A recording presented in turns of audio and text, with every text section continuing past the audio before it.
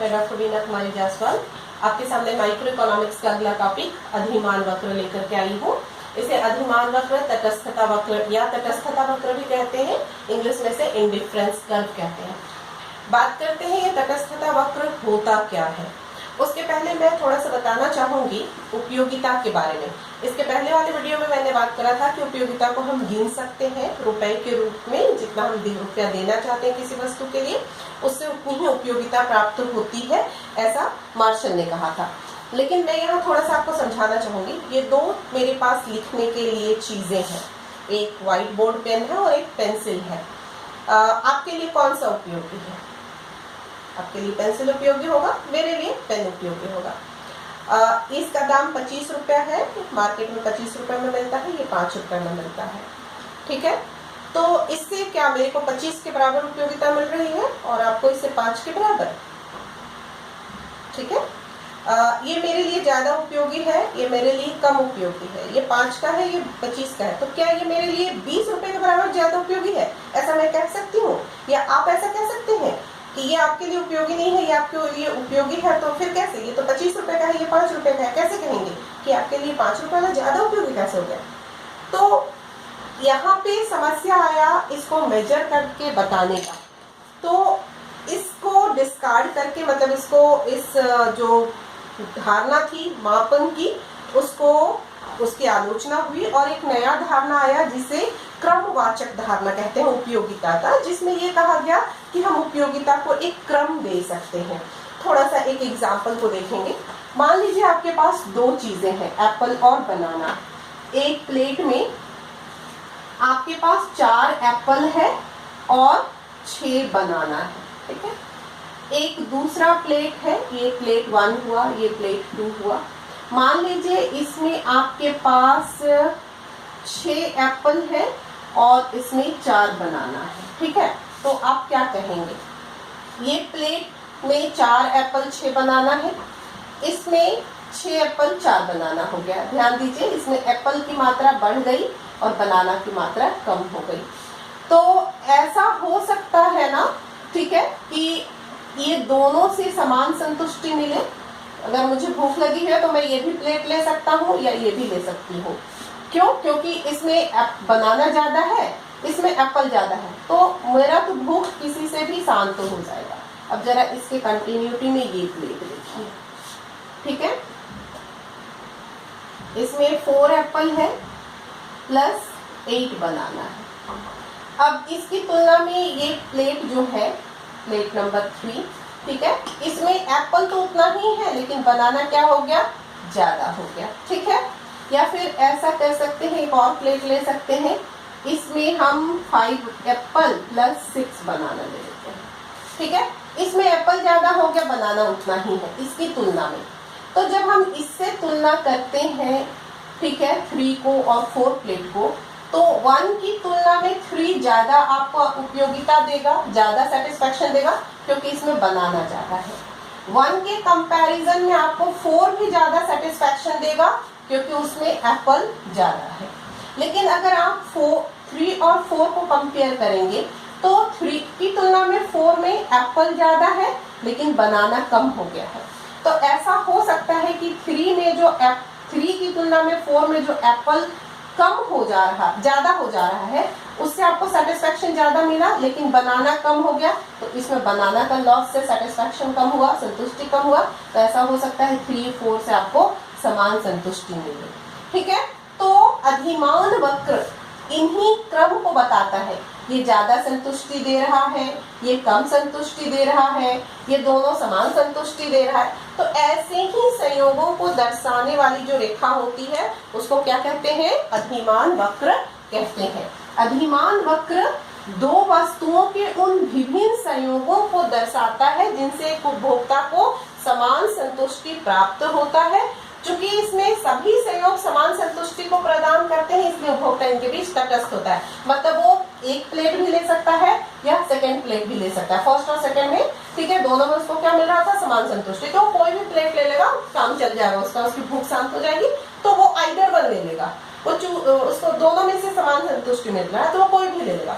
इसको हम लोग यहाँ एक उदाहरण लिए हैं। ठीक है, मान लीजिए उपभोक्ता के पास X और Y दो वस्तु है, तो उसका वो कैसा कॉम्बिनेशन ले सकता है, ठीक है, वो ज्यादा y ले सकता है, कम x ले सकता है, वो x को बढ़ा सकता है y को कम करके, ठीक है। तो ऐसे बहुत सारे संयोग की वो कल्पना कर सकता है और इन सारे संयोगों से उसको क्या मिलेगा, समान संतुष्टि मिलेगा।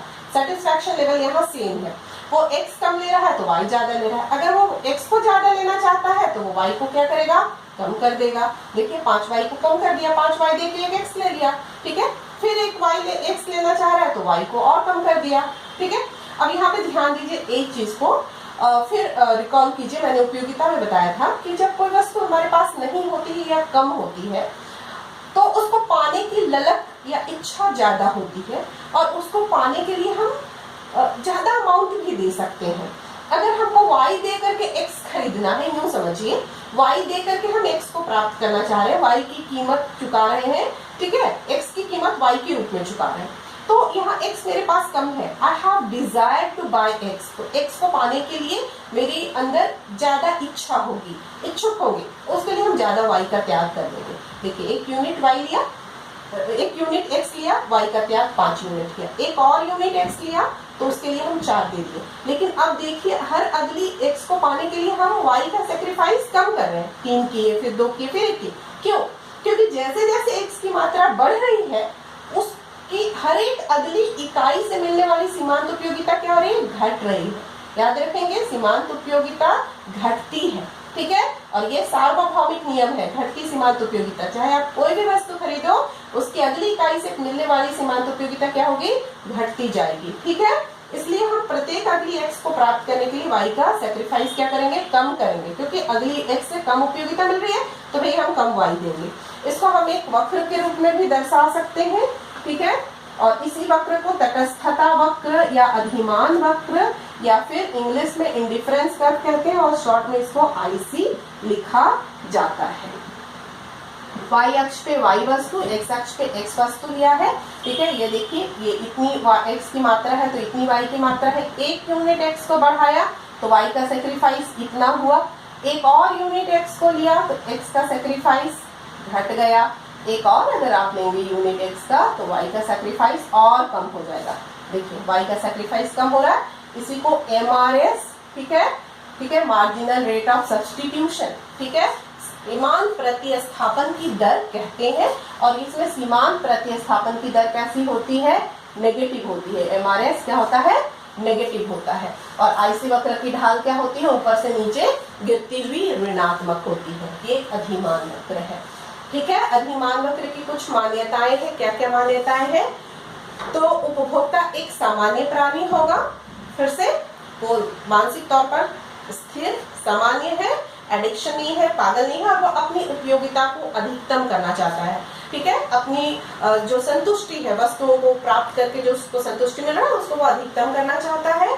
अधिमान वक्र की ढाल ऋणात्मक होती है, MRS नेगेटिव होता है, ये भी मान्यता है, ठीक है। उपभोक्ता की आय x और y वस्तु की जो चाहत है वो उसके लिए स्थिर होती है, उसको पाने की जो चाहत होती है या उसकी रुचि या उसका अधिमान जो होता है वो स्थिर होता है, ठीक है। और उपभोक्ता की आय और x और y वस्तु की कीमत दी हुई है, ठीक है ना, ये सारी मान्यताएं इसमें दी हुई है। और इसमें एक और चीजें होती है मान्यता में, सक्रमकता का गुण, ठीक है। इसमें यूं समझिए अगर मेरे पास कोई A वस्तु है वो B से अच्छी है और B वस्तु जो है वो C से अच्छी है, ठीक है, C से अच्छी है B, तो डेफिनेटली A वस्तु C से भी क्या होगा, अच्छा होगा, ठीक है। ये था अधिमान वक्र। अधिमान वक्र की कुछ विशेषताएं हैं, अधिमान वक्र की क्या है, कुछ विशेषताएं हैं, ये विशेषताएं क्या कहती हैं जरा मैं जल्दी जल्दी आप लोगों को बता देती हूँ, समझने की कोशिश कीजिएगा। इसकी मुख्य विशेषताएं, पहली विशेषता है आईसी वक्र मूल बिंदु की ओर क्या होती है, कॉन्वेक्स होती है। आईसी क्या होती है, कॉन्वेक्स होती है। कैसे कॉन्वेक्स होती है, ठीक है, इसको कॉन्ट्राडिक्ट करेंगे, क्या और किसी शेप का ये हो सकता है, ठीक है। ये देखिए ये कॉन्केव है, ठीक है, ये स्ट्रेट है सीधा, और ये कॉन्वेक्स है, तो आईसी वक्र कैसा होगा, क्या ये कॉन्केव होगा, ठीक है, देखते हैं। ये मूल बिंदु की ओर कैसा होगा, ये इसके एमआरएस की मान्यता पर निर्भर करता है। एमआरएस क्या बोला था? नेगेटिव होता है। ठीक है, जरा यहाँ देख लीजिए एमआरएस क्या होता है। मार्जिनल रेट ऑफ सब्स्टिट्यूशन, प्रत्येक अगली एक्स को पाने के लिए वाई का त्याग। पहले इसमें इतना वाई का त्याग हुआ, फिर वाई का त्याग क्या हुआ? बढ़ गया, यानी कि यहाँ पे एमआरएस क्या हो गया? पॉजिटिव हो गया। यहाँ पे ध्यान से देखिए, ये एक यूनिट एक्स, ये अगली इकाई एक्स और ये अगली इकाई एक्स ले रहे हैं। ठीक है, प्रत्येक अगली इकाई एक्स को पाने के लिए वाई का त्याग क्या हो रहा है? समान मात्रा में है, तो एमआरएस यहाँ पे क्या हो गया? कांस्टेंट हो गया। ठीक है, यहाँ पे देखिए ये थोड़ा टेढ़ा हो गया। ये देखिए एक इकाई एक्स, एक अगली इकाई एक्स को लिया, एक अगली इकाई एक्स को लिया। ठीक है, प्रत्येक अगली इकाई एक्स को पाने के लिए वाई का सेक्रीफाइस पहले की तुलना में कम हो रहा है, यानी एमआरएस क्या हो गया? यहाँ पे नेगेटिव हो गया। तो आईसी वक्र कैसा होगा? मूल बिंदु की ओर कॉन्वेक्स। ये कॉनकेव नहीं होगा, नहीं हो सकता है। ये स्ट्रेट सीधी रेखा नहीं हो सकता है। ये कैसा होगा? कॉन्वेक्स होगा। ठीक है, दूसरी मान्यता क्या कहती है? अधिमान वक्र मूल अधिमान वक्र कैसी होती है? इसकी ढाल ऋणात्मक होती है। ठीक है, कैसी होती है? ढाल जो होती है वो ऋणात्मक होती है। ठीक है, तो क्या इसको भी कॉन्ट्राडिक्ट करेंगे? ये क्या और किसी दूसरे सेप का हो सकता है? क्या ये एक्स अक्ष के समानांतर हो सकता है? ठीक है, जरा देखिए, ये क्या ऐसा हो सकता है? ये इतना y का मात्रा है, इतना x का मात्रा है। ठीक है, ये दोनों साइड पे आप लिख लेंगे, इधर y वस्तु, ठीक है, इधर x वस्तु। हमेशा हर अक्ष में y वस्तु, x वस्तु और ये ओरिजिन होगा। ठीक है, ये एक कॉम्बिनेशन A है जिसमें इतना y है, इतना x है। ये कॉम्बिनेशन B है। y की मात्रा में तो कोई कमी नहीं हुई, लेकिन x का मात्रा बढ़ गया। More of the commodity more satisfaction, मतलब A की तुलना में B से अधिक संतुष्टि मिलेगा। जबकि आईसी वक्र क्या कहता है? इसके इस ऊपर स्थित हर एक संयोग से समान संतुष्टि मिलेगा। यहाँ क्या हो रहा है? अधिक संतुष्टि मिल रहा है। तो आईसी वक्र ऐसा नहीं हो सकता। ठीक है, ये फिगर A के जैसा नहीं हो सकता है। तो देखते हैं फिगर 2 के जैसा हो सकता है क्या? क्या ये y अक्ष के समानांतर हो सकता है आईसी वक्र? ध्यान से देखिए, ये कॉम्बिनेशन A है जिसमें इतना y और इतना x है। कॉम्बिनेशन B है जिसमें y का मात्रा बढ़ जा रहा है, x उतना ही है। अब x में तो कोई परिवर्तन नहीं हुआ, y बढ़ गया। More of the y, more commodity, more satisfaction. फिर A की तुलना में B से अधिक संतुष्टि मिला। ठीक है, अब एक तीसरा ऐसा आईसी वक्र लेते हैं। क्या आईसी वक्र ऊपर चढ़ता हुआ हो सकता है? ठीक है, कल्पना करेंगे, एक कॉम्बिनेशन A है, इसमें इतना x इतना y है। एक कॉम्बिनेशन B है, ठीक है, B में y की मात्रा भी बढ़ गई, x की मात्रा भी बढ़ गई। यहाँ तो दोनों वस्तु बढ़ गया। More of the good, more satisfaction. A की तुलना में B अधिक संतुष्टि प्रदान करेगा। ठीक है, अब चौथा लेते हैं। ठीक है ना, देखिए यहाँ पे इतना y है, इतना x है, एक यूनिट x का ज्यादा लिया तो y का मात्रा क्या हो गया? कम हो गया। ठीक है, तो एक वस्तु बढ़ रहा है, दूसरा वस्तु घट रहा है। तो ऐसा हो सकता है ना कि ये वस्तु बढ़ा तो इससे सेटिस्फैक्शन बढ़ा, संतुष्टि बढ़ा, लेकिन y वस्तु कम हो गया तो संतुष्टि कम हो गया। तो एक तरफ से संतुष्टि कम हुआ, एक तरफ से बढ़ा, तो दोनों क्या हो गया? दोनों फिर से वापस, एक से कमी और दूसरे में वृद्धि, दोनों उसको वापस क्या कर लिया?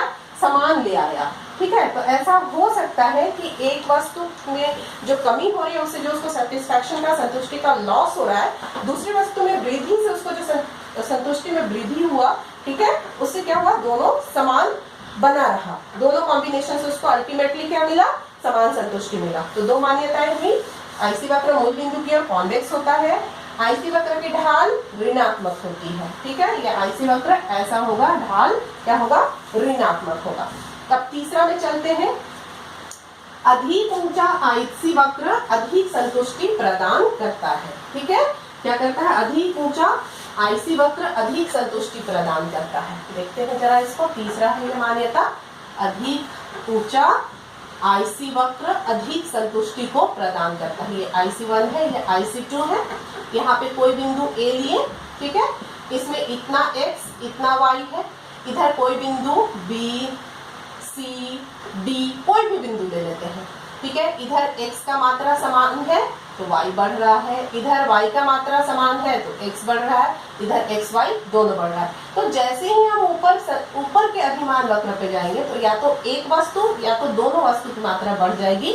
फिर से वही बात, more of the commodity more satisfaction, जैसे ज्यादा वस्तु होगा सेटिस्फेक्शन क्या होगा, ज्यादा मिलेगा। चौथा मान्यता क्या कहता है, दो अधिमान वक्र एक दूसरे को काट नहीं सकते हैं। मान लीजिए ये अधिमान वक्र 1 है, ठीक है, और ये अधिमान वक्र 2 है, ये IC2 है, ये IC1 है, ठीक है। IC1 का कोई एक बिंदु है A, इसको एक संतुष्टि मिल रहा है IC1 लेवल का। IC वक्र 2 है, इसमें ज्यादा संतुष्टि मिल रहा है, IC लेवल 2 का हायर है तो ज्यादा संतुष्टि मिल रहा है। जहां पे ये काटेगा C बिंदु, वहां पे देखिए ये C बिंदु IC1 पर भी अवस्थित है, मतलब इस C बिंदु से A के बराबर ही संतुष्टि मिल रही है, और चूंकि ये C बिंदु IC2 पर स्थित है इसलिए इससे B के बराबर की संतुष्टि मिल रहा है। तो एक संयोग वस्तु का एक बार कम संतुष्टि दे रहा है, एक बार अधिक संतुष्टि दे रहा है, ऐसा नहीं हो सकता, ठीक है ना। पांचवा मान्यता कहता है कि उपभोक्ता को अपने IC मैप की पूरी जानकारी होती है, मतलब कि उसको जैसे जैसे x और y वस्तु की मात्रा बढ़ेगी वैसे वैसे उसका सेटिस्फेक्शन लेवल कैसे कैसे बढ़ेगा उसकी उसको क्या होती है, पूरी जानकारी होती है कि जैसे जैसे हम x या y को बढ़ाएंगे मेरा सेटिस्फेक्शन लेवल कैसे बढ़ेगा, उसकी उसको पूरी जानकारी होती है, उसको पता होता है कि कैसे कैसे बढ़ेगा, ठीक है। और छठा जो है ये कहता है कि दो अधिमान वक्र समानांतर हो ये जरूरी नहीं है, ठीक है। ये दो अलग अलग लेवल ऑफ सेटिस्फेक्शन को बताता है, तो ये समानांतर हो ये जरूरी नहीं है, ये मेरे प्रेफरेंस पे डिपेंड करेगा। अगर हम y को ज्यादा पसंद करते हैं तो उसकी थोड़ी मात्रा में वृद्धि मेरा सेटिस्फेक्शन को बढ़ा देगा, जबकि x को अगर कम पसंद करते हैं तो उसमें ज्यादा मात्रा में वृद्धि करनी होगी, तब मेरा सेटिस्फेक्शन लेवल क्या होगा, ऊपर होगा। तो ये डिपेंड करता है हमारे, ठीक है, चॉइस के ऊपर और हम किसको ज्यादा प्रेफर कर रहे हैं उसके ऊपर। तो ये था अधिमान वक्र क्या होता है और अधिमान वक्रों का विशेषता। Thank you.